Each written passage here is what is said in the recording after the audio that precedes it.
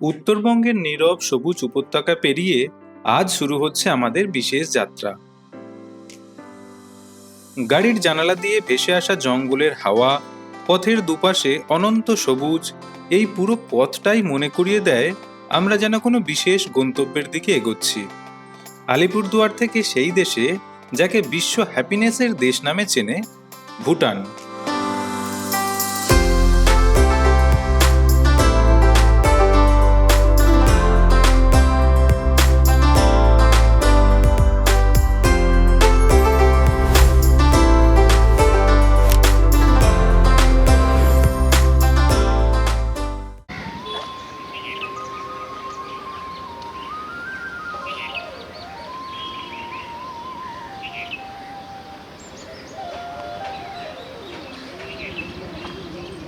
এটাই বিখ্যাত জয়গাঁও বর্ডার, ভারত ও ভুটানকে যুক্ত করা সবচেয়ে ব্যস্ত কিন্তু সবচেয়ে শান্তিপূর্ণ সীমান্ত।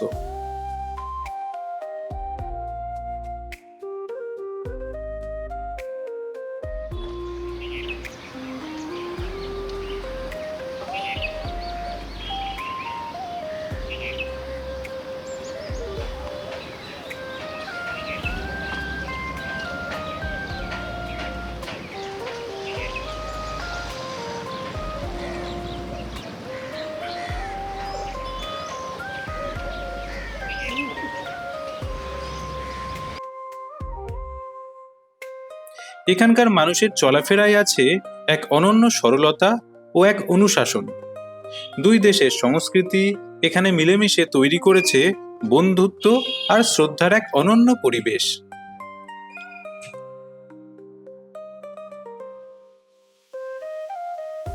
নমস্কার দর্শক বন্ধুরা, এসি নিউজ পশ্চিমবঙ্গ চ্যানেলে আপনাদেরকে স্বাগত।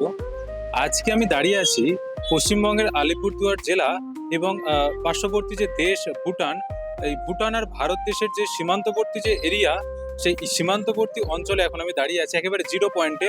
আপনারা দেখতে পাচ্ছেন ঠিক আমার পিছনে রয়েছে ভারত এবং ভুটানের যে সীমান্তবর্তী যে গেট, এই গেট থেকে পাস হচ্ছে ভারত থেকে যে সমস্ত পর্যটক বা যে সমস্ত যারা বিজনেস পারপাসে যারা ভুটানের দিকে যাচ্ছে, সেই সমস্ত গাড়ি আপনারা দেখতে পাচ্ছেন আমার পিছনে পাস হচ্ছে। তো এটা একটা ঐতিহাসিক একটা গেট বলা যেতে পারে।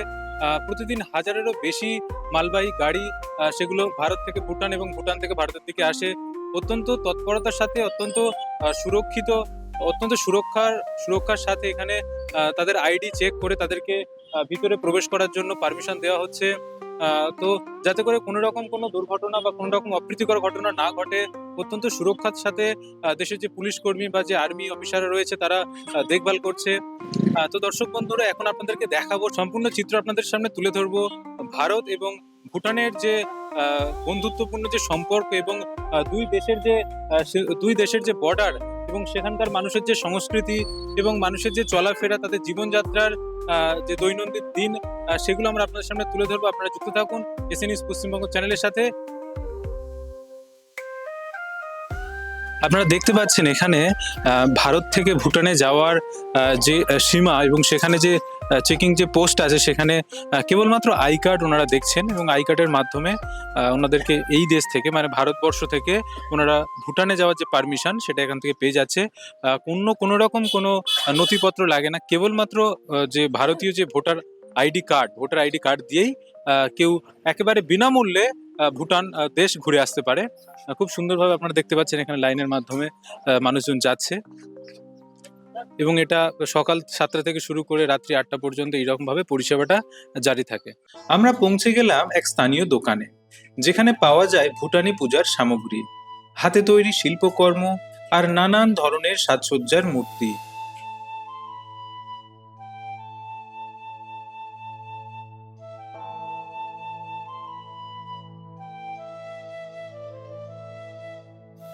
দোকানদারের সঙ্গে ছোট্ট কথোপকথনে একটা জিনিস স্পষ্ট বোঝা গেল, ভুটানের অতিথিপরায়ণতা সত্যিই হৃদয় ছুঁয়ে যায়। তার নিজের কথায়, এখানে যে আসে সে আমাদের চোখে অতিথি নয়, পরিবারের মতো। তো এখন আমরা আছি ঠিক ভারত এবং ভুটানের যে বর্ডারের যে পার্শ্ববর্তী যে বাজার, সেই বাজারে, যেখানে আপনারা দেখতে পাচ্ছেন এই যে দোকান, এই দোকানের মধ্যে বিভিন্ন রকম ভুটানি সংস্কৃতির যে সমস্ত জিনিসপত্র সেগুলো এই দোকানের মধ্যে ভরা, খুব সুন্দরভাবে সাজানো আছে। প্রত্যেকটা জিনিস অত্যন্ত কারুকার্যে ভরা এবং সেখানে যে মানুষের যে হাতের যে নিপুণতা সেটা স্পষ্ট, সেই দক্ষতাটা আমরা দেখতে পাচ্ছি। বিভিন্ন রকম জিনিসপত্র আছে। তো এই দাদার থেকে জেনে নেব যেখানে কি কি পাওয়া যায়। नमस्ते। नमस्ते दादा। तो भैया ये जो दुकान है इसमें जो ज़्यादातर जो चीज़ें हैं ये थोड़ा इंडियन कल्चर से थोड़ा अलग है, लगता है मतलब भूटानीज कल्चर का है। तो क्या क्या यहाँ पे मिलता है, थोड़ा बताइए। मेरे पास भूटानीज पूजा आइटम्स टोटल्स और आपको सोवेटियर्स वगैरह हैंडीक्राफ्ट्स आइटम ये सब अवेलेबल है फुल्ली।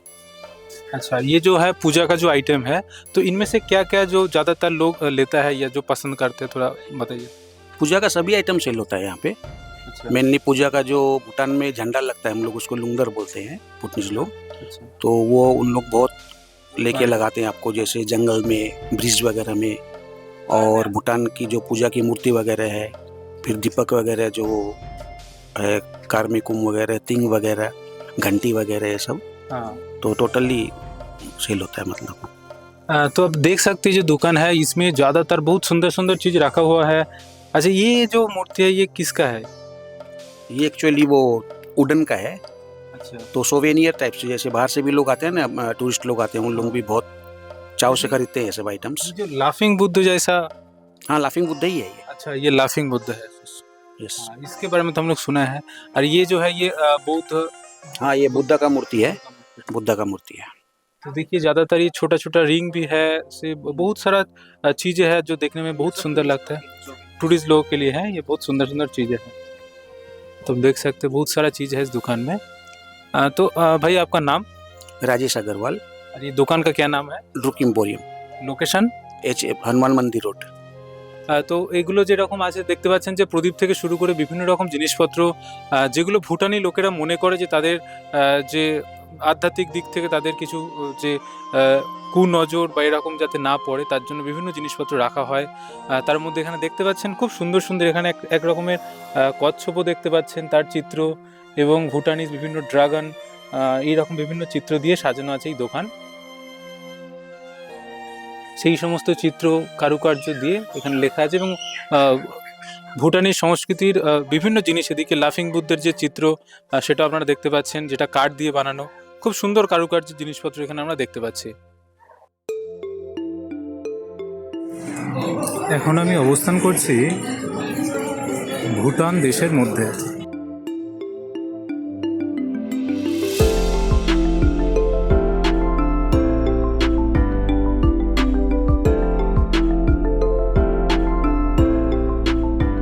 এখানে প্রবেশ করে গেছে, আপনারা দেখতে পাচ্ছেন একেবারে ভুটানের মাটিতে আমি এখন অবস্থান করছি। আর বায়োমেট্রিক টেস্ট করার পর এখানে ঢোকার পারমিশন মেলে। কেবলমাত্র ভোটার কার্ডটি ওনারা চেক করে। দুই দেশেরই যে সুরক্ষা সেবক যে বল আছে ওনারা দেখেন। আর গেট থেকে বার হতেই আপনারা দেখতে পাচ্ছেন এখানে বড় বড় হোটেল, এবং এখানে যে ট্যাক্সি পর্যটকদের যাতায়াতের জন্য সেই ট্যাক্সি এখানে পাওয়া যায়। অত্যন্ত সুন্দর এই দেশটি বহুদিন পূর্বে স্বতন্ত্র হয়েছে। দেখতে পাচ্ছেন আপনারা ভুটানের যে সাংস্কৃতিক ঐতিহাসিক পোশাক আশাক থেকে শুরু করে ভুটান শহরের দৃশ্য। সীমানা পেরোতেই যেন পরিবেশটাই বদলে যায়। ভুটানের ঐতিহ্যবাহী স্থাপত্য, কাঠের নকশা, রঙিন ডিজাইন আর একদম পরিষ্কার পরিচ্ছন্ন রাস্তা।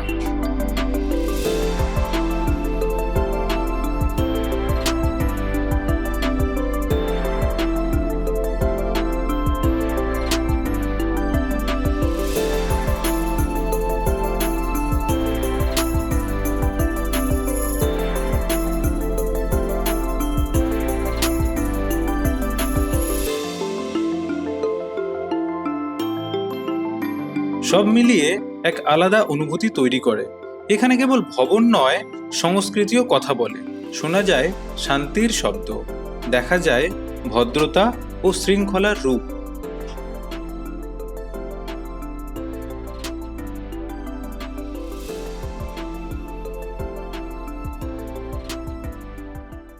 আচরণেও সেই আন্তরিকতা ছিল স্পষ্ট। ভুটানের অন্যতম বিস্ময়, এখানে প্রায় কোনো ট্রাফিক সিগন্যালই নেই।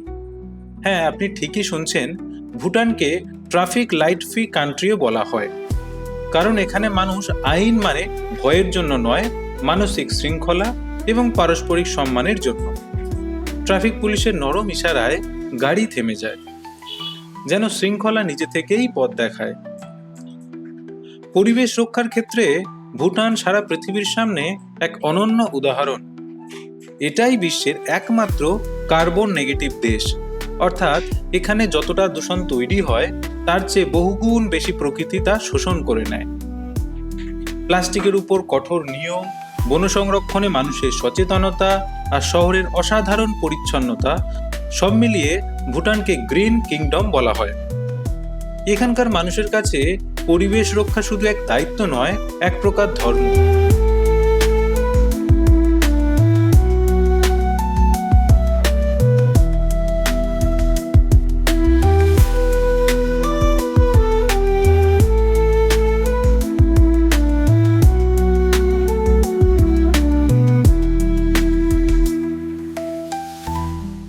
আলিপুরদুয়ার থেকে ভুটান পর্যন্ত এই যাত্রা শুধু এক দেশের সীমানা পেরোনোর গল্প নয়, এটা দুই সংস্কৃতির মিলন, প্রকৃতির স্পর্শ আর মানসিক শান্তির অভিজ্ঞতা।